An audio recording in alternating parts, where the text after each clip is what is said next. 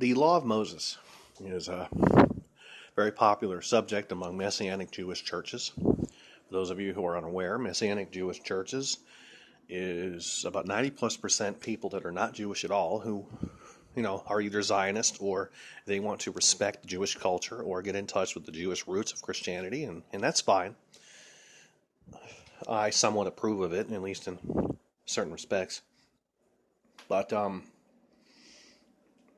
the Law of Moses is misunderstood by many people.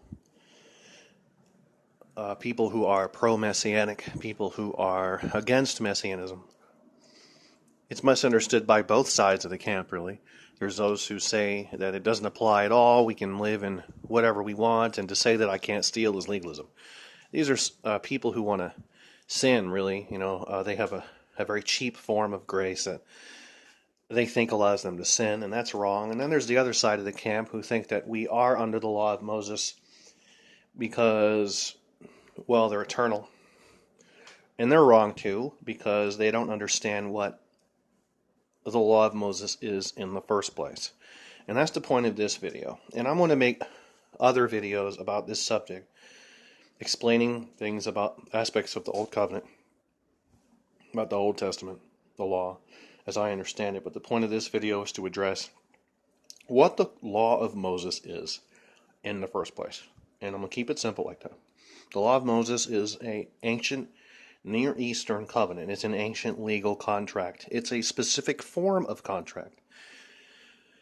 Now, it's not a piece of paper. It's not just a simple agreement. A covenant was a very all-encompassing contract. It's one that involved a whole change of life. Every covenant was cut, and blood had to be shed to seal it. Different kinds of covenants in the ancient world required different kinds of sacrifices.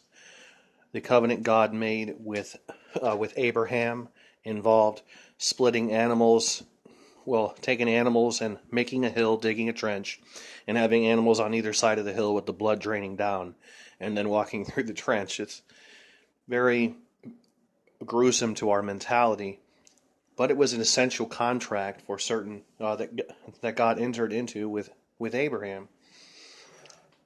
But the law of Moses is a covenant. It's its own covenant. It's with the people. And the law of Moses was to last until the prophesied Messiah came. That's one thing that Moses made clear, that when he came, they were to listen to him and he would lead the people.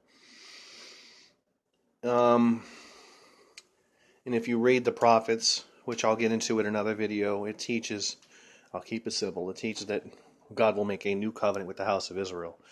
And I'll explain what that means in another video. But yeah, that's what the law of Moses is. It's an ancient legal contract. And it's an ancient legal contract that had its own laws and stipulations.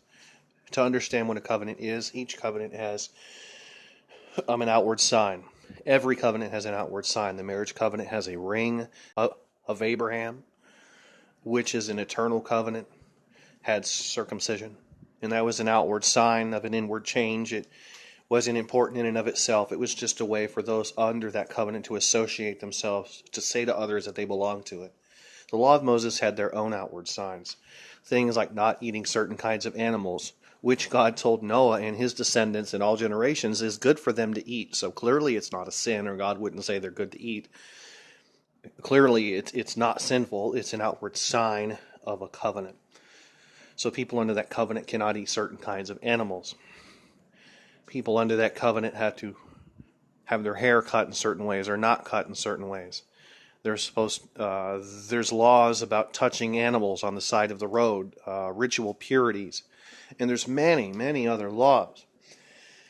That is an outward sign of that covenant. It's so that the peoples around them will see the nation of Israel as distinct and separate, as a nation under covenant with God.